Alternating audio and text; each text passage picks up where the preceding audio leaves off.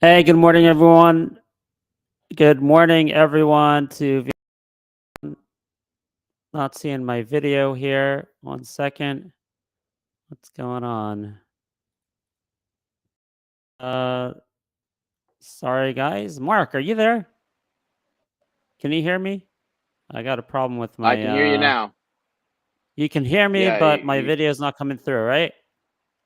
right. All right. Yeah, and All right. We'll get. you're cutting out. I don't know what's going on with my video. All right, we're gonna set up Mark in just 1 second. We got a couple guests today. Mark's gonna talk real quick about TPCS, and we got Aaron hopefully joining us to talk about QIPT. We usually start this show. There's again the VIP pre-market prep. We go over major earnings, go through the indices, talk about the macro economy a little bit. We're gonna do that after we get the update on TPCS and QIPT. So, Mark, I'm going to have you go first. Let me pull up the TPCS chart. They had earnings yesterday. So, tell us what we need to know. Yeah, so no analyst expectations out there. They don't have any analyst coverage. So the way you want to look at this is in terms of revenue growth year over year. They have seasonality in their quarters, so you need to look at it quarter over quarter, year after over year. And this quarter represented the third straight quarter of accelerating and record growth. They hit the triple digit threshold, growing 106% year over year. It was 87% the quarter before that. So accelerate growth there. Their backlog is at a record level, in terms of end of quarter levels. And so what we have now is what you're looking at in terms of bottom line results is a mix between very strong profitability of the core Raynor division and the losses that are there and ongoing at the acquired company Stadco, which is to be expected because that was purchased as a turnaround. Just as an example, TPCS's market cap is 50 million. They purchased Stadco for 10 million, even though Stadco has more capacity than TPCS. Our research shows that that capacity is going to get soaked up and that the profitability is going to come at Stadco now that all these orders are flowing in through the backlog. So that's the operational side of things. So very bullish, exciting there. I was actually surprised by the level of profitability at Raynor. So that's a nice sign for what we might see at Stadco coming forward and for obviously the business in total. In other news, they filed with the SEC a proxy statement, and they're going to a vote to reverse split the stock so they can uplist to a higher exchange. That's big news. This is something that they haven't done in the 7 years I've been following the company. It's a sign coming from the conservative CEO Alex Chen that they are now they've reached escape velocity, as evidenced by the accelerating revenue growth, the 100% revenue growth, and that they're ready now to move on to a higher exchange for all.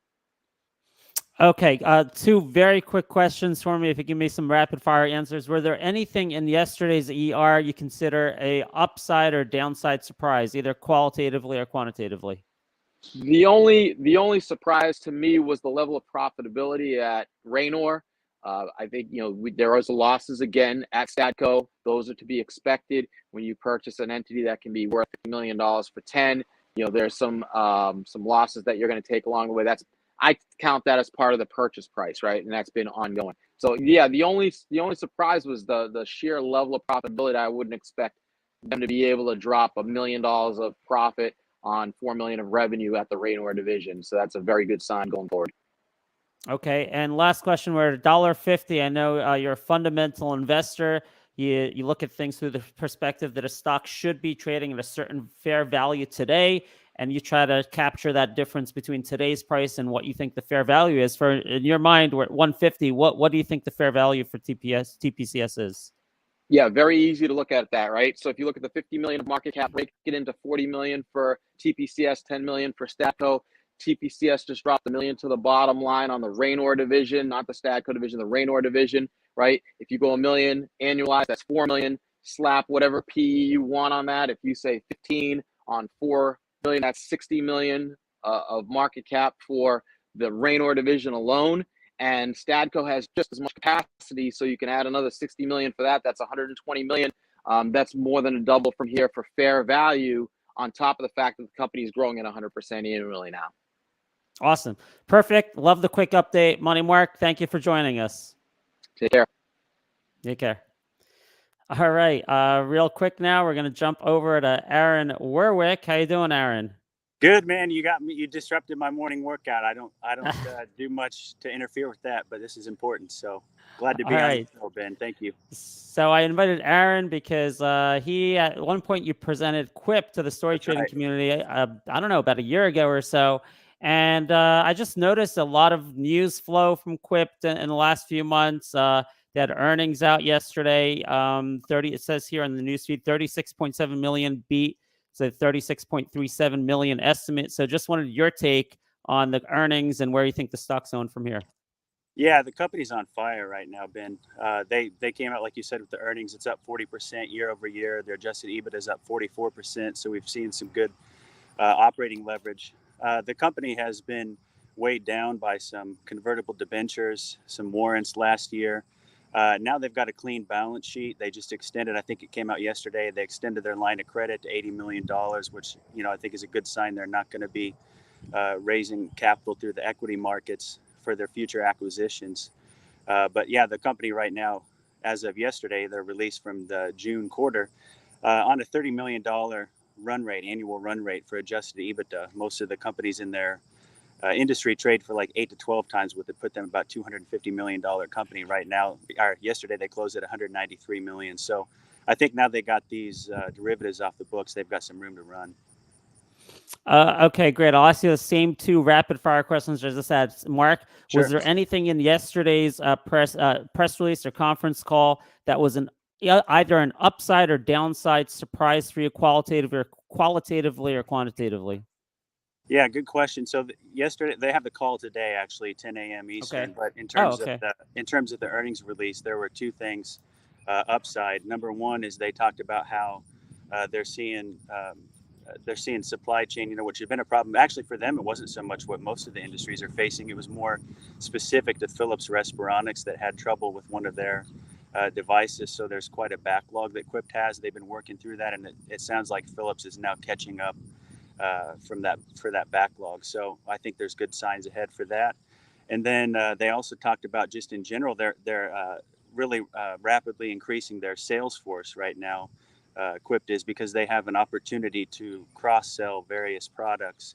So if they make an acquisition, and for example, the company is high in the ventilator market, they have a high concentration of ventilator for their business, QIPT will be able to layer on respiratory. And so they're hiring a sales force that's going to be able to do that. We should see even increased organic growth in the quarters and years ahead. Okay. And last question, what do you think QIPT should be trading at, the fundamental value? We're at $5.95 in pre-market. I don't know, that's a pre-market. I don't know if that's going to probably open lower, I'd assume. But what do you think it's worth at? Yeah, I mean, based upon the fundamentals, like I said, they were trading at 193 million in terms of market cap. They should be up at least in the 250 million range. So, I'm thinking $9-10 a share, like now. Oh, wow. They should be trading at now. And then, of course, they're growing rapidly. So, I mean, they're at 100. They said they exited July at $160 million run rate for revenue. I know in the next 3 years they plan to be at 300 million, and the margins, the EBITDA margins was like 21%. They expect to be up to 25% by the time they get to that 300 million. So there's a lot of room to run. And if I could just throw in there real quick, if you look back a couple of months, Ben, you'll see they just signed a national contract with United Healthcare. They didn't announce who it was, but you can see on their website they now accept United Healthcare insurance. So they're accepting them nationwide, which is a big deal because normally it goes state by state. So with that national contract, they can go in and immediately start cross-selling. Or if they acquire a company that didn't have United Healthcare in that state, they can start supplying the people with United Healthcare insurance. And then they're also just started a national project with Cardinal Health to sell some of their products. They take on none of the inventory, none of that type of risk. But just being able to upsell people to Cardinal. So that'll be some incremental revenue for them also in the quarters ahead. Awesome. All right, Aaron, thank you for joining us. Hey, thank you. Great. Yeah, great update. Aaron's a prolific author at Seeking Alpha. You can find him there. Thank you so much. Have a great day, man. Take care. Yep. All right.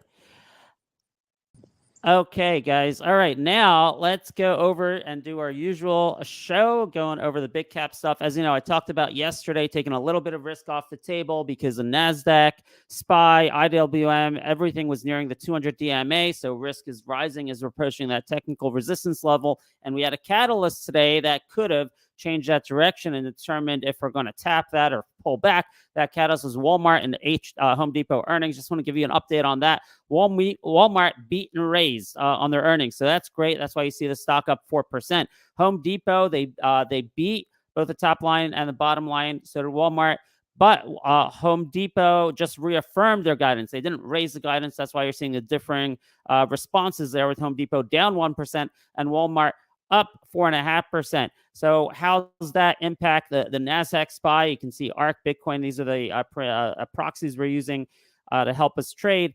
These are all down a little bit. Now, I just want to point out a couple other things, though. Apple, a couple news items here.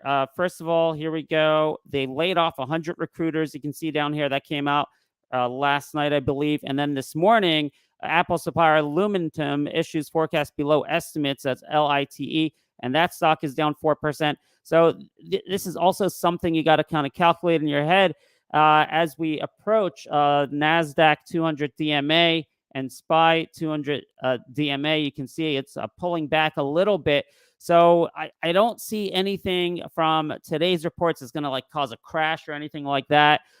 Potentially, we're going to go and tap that 200 DMA, but risk, I think, is a little bit elevated here as we approach that 200 DMA. So real no change from my perspective last couple of days as we're heading into this report. I do want to point out GLBE, though. GLBE is a growth stock, and this growth stock up 15% on earnings.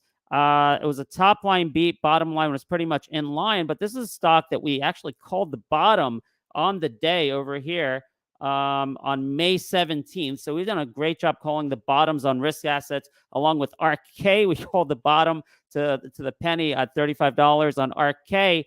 So it's just, I think it's nice that you're seeing GLBE, a risk asset, a high growth company, not making money yet, hitting a new proximal high here.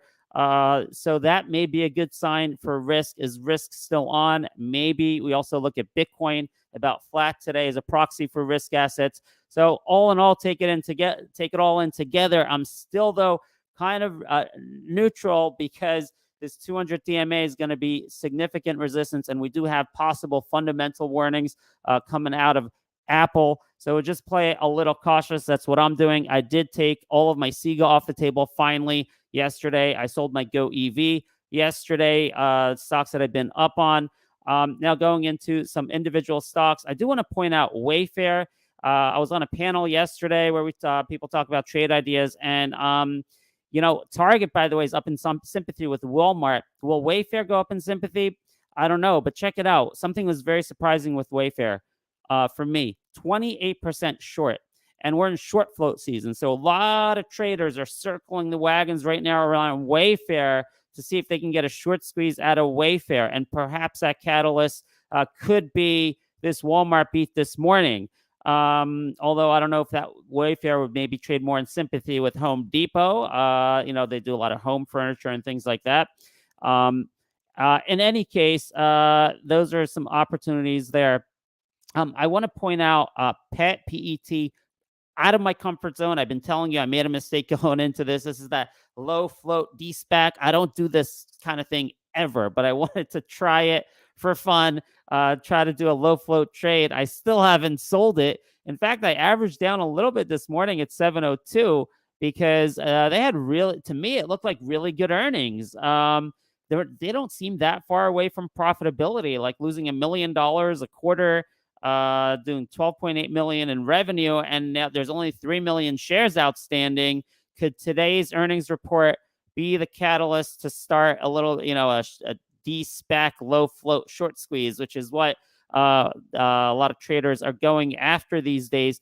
There is one knock against it, though. The float for this was supposed to be about 280,000 shares. Last minute, it turned into about 3 million shares.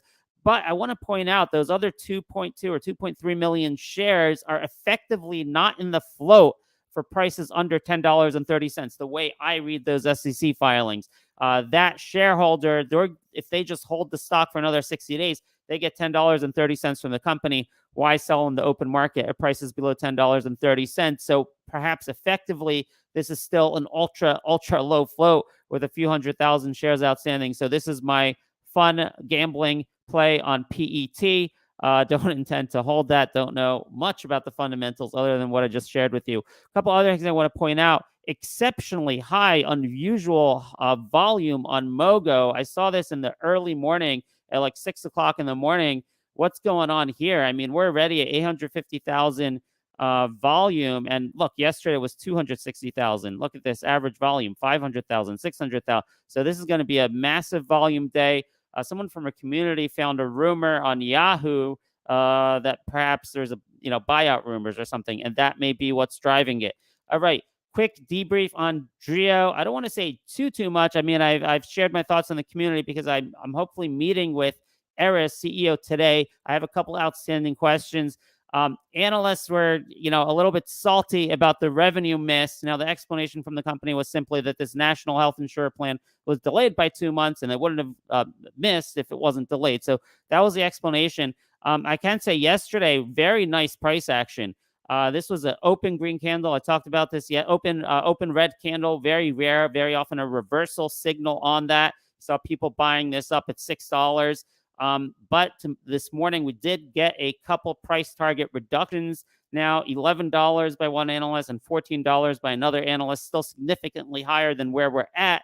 But I think analysts are a little bit upset about that revenue miss, even though it had nothing to do with their core business. That revenue miss, again, the company's attributing it to a delay of the national health insurance by 2 months. But another contributing factor could be some revenue from Sanofi, which is not their core business. Is like collaboration revenue, project revenue that came in lumpier than they previously guided for. They previously guided for $2 million a month, roughly, consistently every quarter.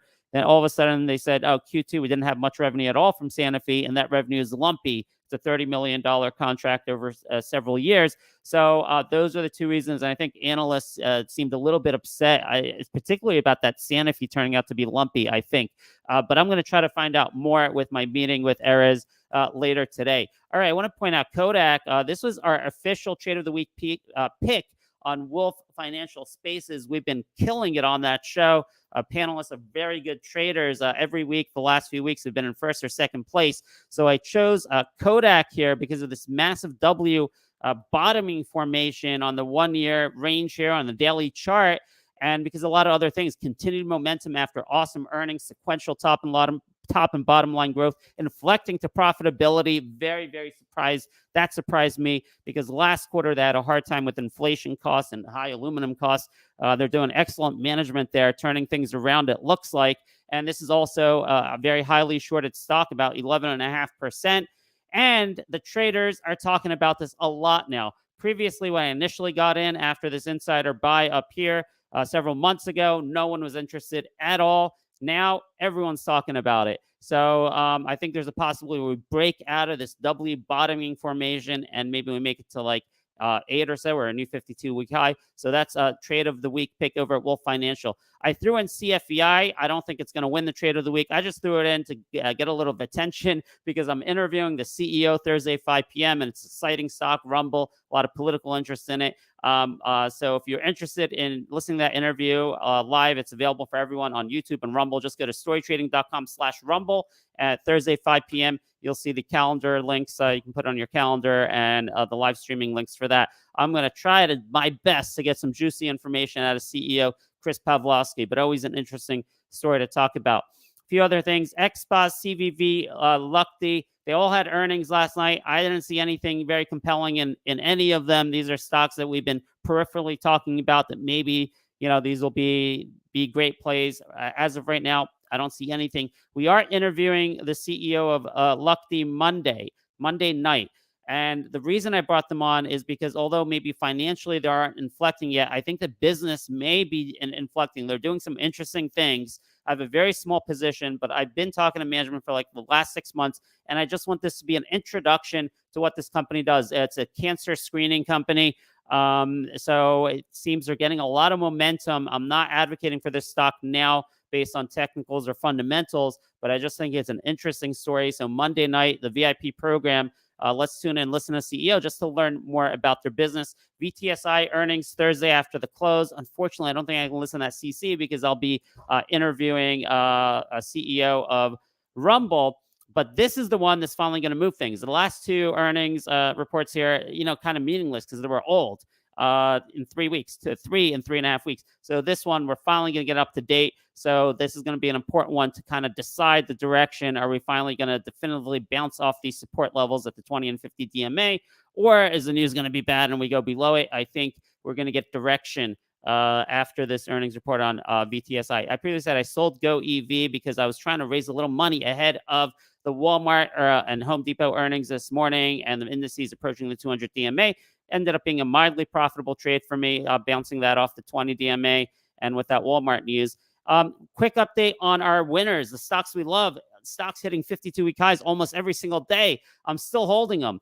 Plab, 52-week high almost every single day. Rel hit a new 52-week high yesterday, still holding it. CLFD hit another 52-week high yesterday, still holding it. Sega, another 52-week high yesterday. I sold that one, though. I'm up significantly on it in like a month and wanted to raise money going into the events today. So I did sell Sega, but I'll be watching that for either a re-entry or an opportunity to sell more puts on that.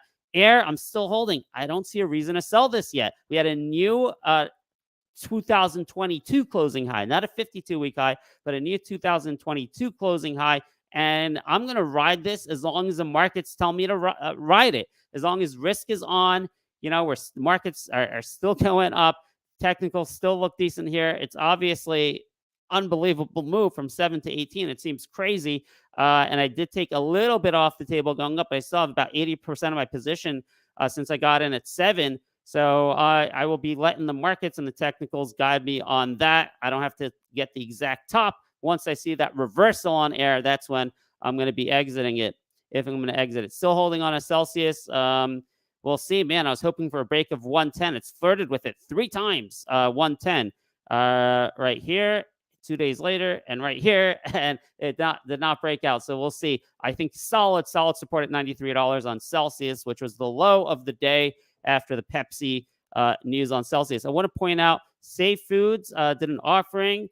Thank God not in this. I put a call out the other week with the earnings the other day. Let's do more research on this. Let's find out about SVFD. No one found anything compelling, so I didn't buy it. But now they did an offering at $3 with no warrants. That's always fun. I love it when microcap companies, it's very rare, do offerings without warrants. Now, anyone who was in it getting killed, right? Down 36% today. Like, it's going to go down near 3. Like, that's sad for them. That sucks. 5, 6, 7. But this could potentially be an entry point down here because there's not going to be any warrant overhang or any further dilution off of 3. Something interesting potentially look at. And I did look at the news here that kind of sparked that. I did take a deeper look. They're doing like 8 new pilots for their product. Now it does seem more interesting, right? No warrants, $3. I don't know. I don't have a position, but I think it's worth it to look into. If the community wants to look into that today. So that's all I got for you. And just going back up, looking at a little price action. Man, I hope we get a move out of PET. That's my focus today. Been a little bit of a gambler today, hoping the low flow traders pick up PET on what looked like decent earnings. We'll go and look at our news feed here since we started the show. Cohen maintains Drio outperform, but this is when they lowered it to $14. Let's see where they lowered it from. I don't remember where they were at before, so let's take a quick look on Drio over here. All right, look at that. Here we go, 516. They got Cohen, and we got Aegis. All right. Oh, wait a second. No, it wasn't lowered to 14. It looks like it was increased to 18. Ooh, someone gave me bad info. It looks like, unless this is wrong, it looks like Cohen increased it from 14 to 18, and it looks like Aegis out today, 23 to 20. So we have still very relatively high price targets for Drio, maintaining the ratings of outperform and buy. I know there was another one from Stifel Nicholas, I believe it was. They lowered their price target to 11. So that's interesting. I think I put out some incorrect information. I thought Cohen reduced to 14. It looks like they moved it up from 14 to 18. So unless Benzinga has it wrong. So we'll have to check into that. Potentially some good news there for Drio on the analyst. So, guys, everyone, thanks for joining. What's our schedule? Today's Tuesday. We will be meeting tomorrow, Wednesday, 4:30 p.m. We didn't do our weekly meetup last night because my schedule is just packed. I was doing a lot. I could not do a show last night, but we will be doing 4:30 p.m. It's usually our happy hour. We're actually going to record tomorrow's 4:30 p.m. Make that our official weekly meetup and make it available for our VIP members who can't attend that live. So that's tomorrow, 4:30 p.m. Hopefully, I'm supposed to meet with Erez today. Haven't confirmed the time, but I'm very excited about that. I'm going to push him on that. I'm going to hopefully meet Erez in person today. He's in New York City, so I can get a little more clarity on the Drio and get a little more confidence on the direction of that stock. Thank you, everyone, for joining us. This is coming out 4 p.m. to the world on YouTube and on Twitter. Please make sure we appreciate your likes, your retweets, your support here at StoryTrading. Thank you so much for joining us.